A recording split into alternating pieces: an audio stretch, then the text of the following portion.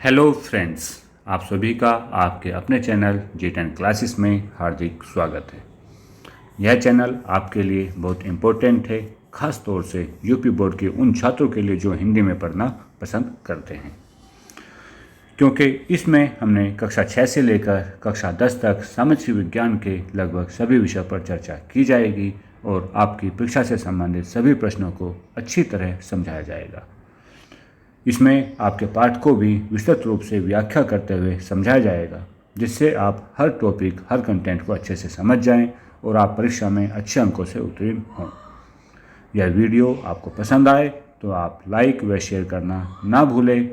Like और share अवश्य करें और चैनल को सब्सक्राइब कर दें, जिससे आपको हर वीडियो का नोटिफिकेशन समय समय पर मिलता रहे। साथियों, अपना सुझाव कमेंट्स में अवश्य दें। आपका सुझाव हमारे लिए अत्यंत उपयोगी साबित होगा। चलिए आज की क्लास आरंभ करते हैं। आज का टॉपिक है कक्षा 8 पाठ यूरोपीय शक्तियों का भारत में आगमन। चलिए शुरू करते हैं। जब यूरोपीय शक्तियों का भारत में आगमन हुआ तो आप सोच सकते हैं कि वो किसी न किसी मार्ग के द्वारा तो हुआ होगा। वो किस लिए आए होंगे? हम सभी जब कोई नया आविष्कार करते हैं, क्यों करते हैं? हमें किसी चीज़ की आवश्यकता होती है, तभी हम उस चीज़ की खोज करते हैं। इसी प्रकार से यूरोप की जैसे जैसे जनसंख्या बढ़ रही थी, वहाँ के लोगों का विस्तार बढ़ रहा था। व्यापार करने के लिए उन लोगों को जगह कम पड़ रही थी, तो उन्होंने व्यापार करने के लिए अलग अलग दिशाओं में मार्ग ढूंढने शुरू कर दिए।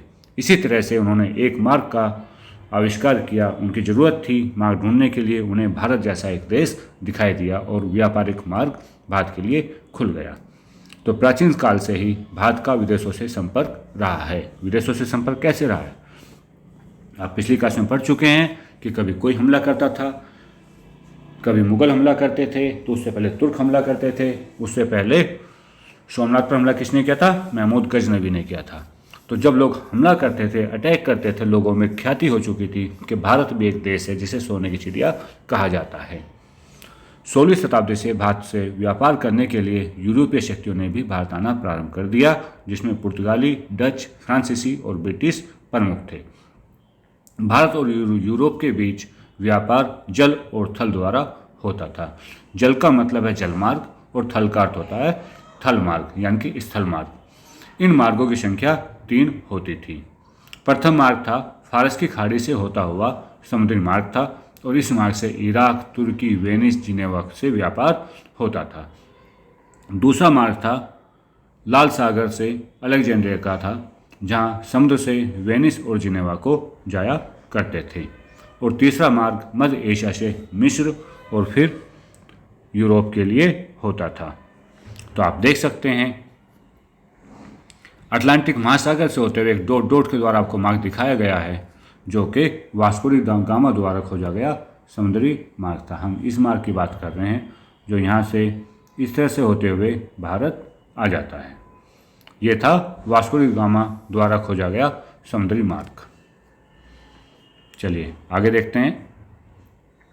इस प्रकार यूरोप के लगभग सभी क्षेत्रों से भारत की वस्तुओं के वितरण के लिए वेनिस और जिनेवा प्रमुख व्यापारिक केंद्र थे। इटली ने भारत की प्रमुख वस्तुओं के व्यापार पर एकाधिकार जमाने के लिए यूरोप की शक्तियों के व्यापार में हिस्सेदारी को रोक दिया और 15वीं शताब्दी लगभग 1453 ईस्वी में कुस्तुनतुनिया पर तुर्कों ने अपना अधिकार कर लिया। अब तुर्कों ने यूरोप और भारत के मध्य पुराने सभी संचार माध्यमों को बंद कर दिया। कुस्तुनतुनिया नगर व्यापार मार्ग का प्रथम प्रमुख द्वार था और व्यापार के लिए यूरोप के व्यापारियों को कुस्तुनतुनिया पार करना ही पड़ता था। लेकिन तुर्कों द्वारा मार्ग पर कब्जा होने के कारण यूरोप और भारत के मध्य व्यापार को बहुत अधिक धक्का लगा। तो जब धक्का लगा तो क्या होगा? उसके बाद नए मार्ग की खोज की जाएगी। क्या होगा? नए मार्ग की खोज की जाएगी। तो देखिए नया मार्ग कैसे मिलता है। अब यूरोप को तो आदत हो चुकी थी कि भाई भारत से व्यापार तो करना है। अब एक मार्ग बंद हुआ तो क्या हुआ? दूसरा मार्ग शुरू होगा। तो यूरोपीय वासियों ने व्यापार के लिए समुद्री मार्ग की खोज करना प्रारंभ कर दिया। ये जगह की जो खोज हुई थी वो केवल संभावना की स्फूर्त थी। कुछ नाविकों ने यूरोप के उभरते हुए राज्यों की महत्वाकांक्षी राजाओं और रानियों को धन, धर्म और ध्वज के सपने दिखाए। धन राज्य की आमदनी के लिए खजाने इकट्ठा करना, कीमती धातु, सोना, मसालों का फायदेमंद व्यापार से कर एकत्र करने की संभावना थी। धर्म, ईसाई धर्म का दूर दराज इलाकों में प्रचार करना और ध्वज, यूरोप के राष्ट्रों का झंडा दूर दूर के उपनिवेशों पर फहराएं, जिससे उनका साम्राज्य बढ़ेगा, और साम्राज्य बढ़ेगा तो व्यापार बढ़ेगा। यूरोप के राजाओं ने नाविकों की समुद्री यात्राओं का खर्चा भी वहन करना प्रारंभ कर दिया। इन नाविकों ने कुतुबनुमा की सहायता से राज्यों की खोज कर लंबी लंबी यात्राएं की। और कुतुबनुमा के द्वारा क्या होता है? कुतुबनुमा होता है एक दिशाओं का ज्ञान करने का यंत्र, जिसके अंदर दिशाओं की खोज की जा सकती है। भारत की खोज में जो निकले थे वो स्पेन के निवासी थे कोलंबस, जिन्होंने अमेरिका की खोज कर दी। निकले थे भारत की खोज में, और खोज किसकी कर दी? अमेरिका की। और एक पुर्तगाल निवासी थे वास्को डी गामा, जो लंबी जल यात्रा के दौरान अफ्रीका के दक्षिण छोर पर होते हुए और भारत के पश्चिमी समुद्री तट पर कालीकट बंदरगाह 1498 ईस्वी में पहुंचकर भारत की खोज कर दी। अब पुर्तगालियों को हिंद महासागर होते हुए पूर्वी द्वीप का एक नया जलमार्ग मिल गया था, और यूरोप और भारत के मध्य व्यापार जो था वो दोबारा शुरू हो गया। यूरोपीय व्यापार, क्या क्या व्यापार था यूरोप का? पुर्तगालियों ने हिंद महासागर के माध्यम से होने वाले व्यापार पर एक अधिकार कर लिया। ये लोग सोना चांदी लाते और हमारे देश से सूती, रेशमी कपड़े, विभिन्न मसाले ले जाते थे, बहुत सारा मुनाफा कमाते थे। और पुर्तगाल की मजबूत नौसेना के कारण हिंद महासागर में कोई दूसरा देश पुर्तगाल की इजाज़त के बिना अपना जहाज नहीं लेकर जा सकता था। उनकी जो नौसेना थी पुर्तगाल की बहुत मजबूत थी, वो उसको परमिट नहीं करती थी।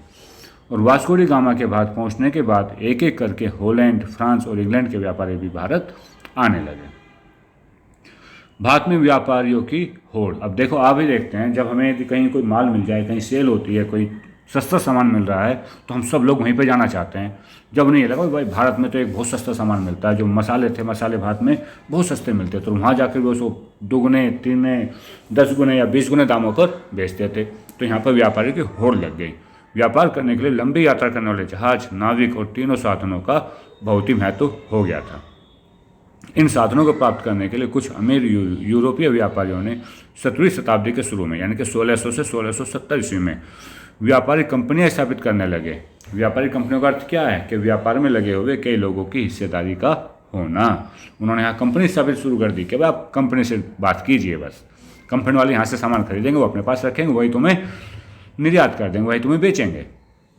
सभी हिस्सेदार व्यापार में अपनी अपनी पूंजी लगाते थे और लगाई गई पूंजी के अनुपात में व्यापार से प्राप्त मुनाफे को आपस में बांट लेते थे।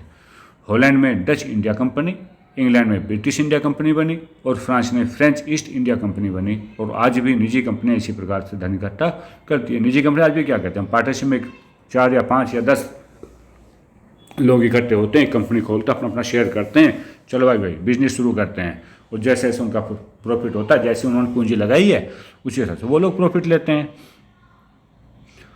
तो यूरोपीय कंपनी कौन कौन सा आई? सबसे पहले कौन आए थे? पुर्तगाल। उसके बाद अंग्रेज आए, फिर डच और फिर फ्रांसीसी 1664 ईस्वी में भारत में आए थे। तो जो पुर्तगाली आए थे वो कहाँ आए थे? पश्चिमी तट पर आए थे। गोवा और दमन द्वीप में उन्होंने अपने व्यापारिक केंद्र स्थापित कर दिए।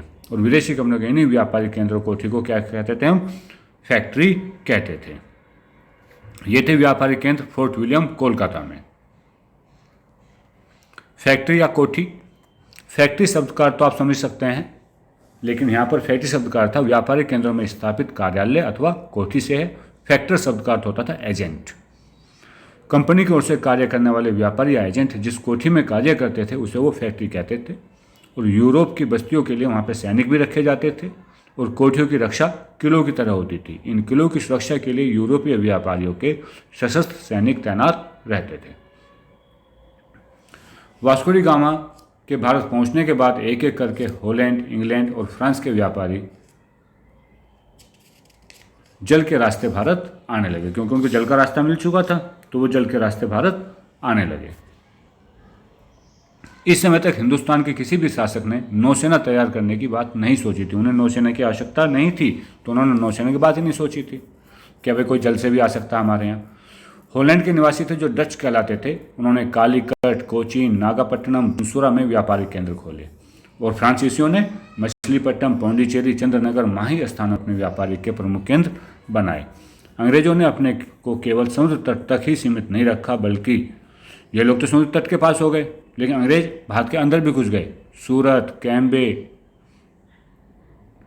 अहमदाबाद, आगरा, भड़ोच, पटना, कासिम बाजार जैसे स्थानों पर भी उन्होंने अपने व्यापारिक केंद्र बना दिया। अंग्रेज बहुत माइंडेड थे, पहले से ही अंग्रेजों ने इतना माइंड सोचा था कि वो जो हम आज सोचते हैं वो हमेशा 100 वर्ष आगे की सोचते थे। इसलिए अंग्रेजों ने केवल भारत पर ही नहीं, विश्व में कोई एक दो जगह ही छोड़ी है, लगभग उन्होंने पूरे विश्व में अपना झंडा फहराया है, पूरे विश्व को अपना उपनिवेश बनाया है। भारत में यूरोप के सभी देशों के व्यापारी और पुर्तगालियों के हाथ से व्यापार छीनने की होड़ में भी लगे रहते, तो उनकी कोशिश रहती थी कि भारत से कम कीमत देकर के सामान खरीदा जा सके और फिर वे इसी सामान को यूरोप में अधिक से अधिक दाम पर बेचकर खूब मुनाफा कमा सके। उन्होंने पाया सूरत, मसूलीपट्टनम जैसे बड़े बड़े बंदरगाहों पर जो सामान व्यापारियों द्वारा बिकने लाया जाता है वह महंगा मिलता है, इसलिए यूरोप के व्यापारी गांव-गांव में अपना एजेंट आदमी भेजकर सीधे कारीगरों से माल खरीदने की कोशिश में रहते थे ताकि सस्ता माल मिल सके। समय के साथ साथ पुर्तगाली नौसेना और किलों की ताकत अंग्रेज, डच और फ्रांसीसियों से कई मुकाबलों के कारण कमज़ोर पड़ गई और कुछ समय तक किसी एक का भारत के व्यापार पर अधिकार जमा नहीं रह सका। मतलब भारत पर किसी भी एक का अधिकार नहीं रह सका कि केवल पुर्तगाली का अधिकार हो या बॉम्बे का हो या फ्रांसीसी का हो या डच का हो, तो किसी भी एक का नहीं रह सका शुरू में। विदेशी कंपनियों ने व्यापार में लाभ के लिए साम, दंड व भेद के तरीके अपनाए। साम, दाम, दंड, भेद के मतलब चाहे रास्ता सही हो या रास्ता गलत हो, तरीका कैसा भी हो, हमें तो बस मुनाफा कमाना है। उन्होंने बादशाहों और राजाओं के पास अपने प्रतिनिधि और दूत भेजे और भारत में खुलकर व्यापार करने की इजाज़त मांगी। अनुमति प्राप्त करने के लिए ये लोग खुशामंद भी किया करते थे। फलस्वरूप राजाओं ने एक अधिकार पत्र जारी कर दिया। व्यापारियों के दूतों ने फिर कुछ करों को न देने की छूट भी मांगी कि हमें करों में मुक्ति दीजिए, और उसके बदले में क्या करते थे, वो बादशाहों और राजाओं को नई नई वस्तुएं भेंट करते थे। मुगल बादशाह जहांगीर के दरबार में कैप्टन हॉकिंस 1608 ईस्वी में आने वाला प्रथम राजदूत था। अक्सर पूछा जाता है कि कैप्टन हॉकिंस कब और किसके समय भारत आया था। कैप्टन हॉकिंस जहांगीर के समय भारत आया था सन 1608 ईस्वी में, और उसके बाद सर टॉमस रो 1615 ईस्वी में जहांगीर के दरबार में आया, और जब उसने मुगल साम्राज्य जहांगीर के दरबार की शान और शौकत देखी तो वह उससे बहुत प्रभावित हुआ। उसने सम्राट को अंग्रेजी दस्ताने भेंट किए और इंग्लैंड में इस्तेमाल की जाने वाली एक बग्गी दी, मतलब रिश्वत दे दी उसको, जिससे जहांगीर बहुत ही प्रसन्न हुआ। जहांगीर क्या हुआ, बहुत अधिक प्रसन्न हुआ। चलिए आगे देखते हैं।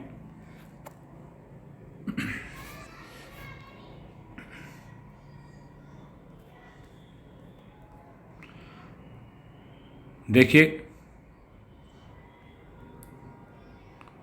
ये भारत का मानचित्र है जिसमें आपको दिखाया गया है, लेकिन मानचित्र उतना क्लियर नहीं है, ये आपको बाद में समझाया जाएगा।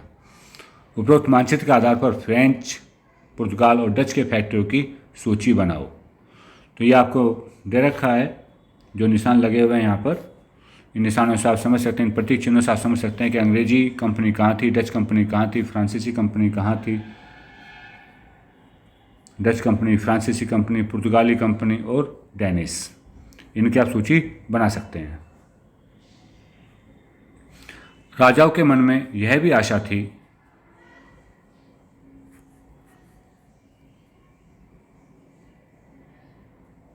कि अब उनके राज्य का खजाना खूब, राजाओं के मन में आशा क्या होगी, जब व्यापार बढ़ने लगा कि अब भारत में तो व्यापार आने लगे, अब यूरोप के लोग आने लगे, अपनी अपनी फैक्ट्रियाँ लगाने लगे, तो यहाँ से खूब सामान लेके जाते हैं, खूब सामान देके जाते हैं, राजाओं को गिफ्ट देते हैं, तो राजाओं के मन में क्या आशा होगी कि अब तो उनके राज्य का खजाना खूब बढ़ेगा, और करों को छूट देने से उनके राज्य में ज़्यादा व्यापार आकर के, यदि वो करों में छूट दे देंगे तो कंपनियाँ और ज़्यादा आएंगी बाहर से, वो उन्हें और ज़्यादा गिफ्ट देंगे, तो इससे और अधिक कर मिलेगा। राजाओं को मन में कुछ इस तरह की आशा हुई, लेकिन होता तो कुछ हो रही है ना। अब हिंदुस्तान के राजा के मन में यूरोपीय व्यापारियों की तरफ से मिलने वाली धमकी का असर भी था।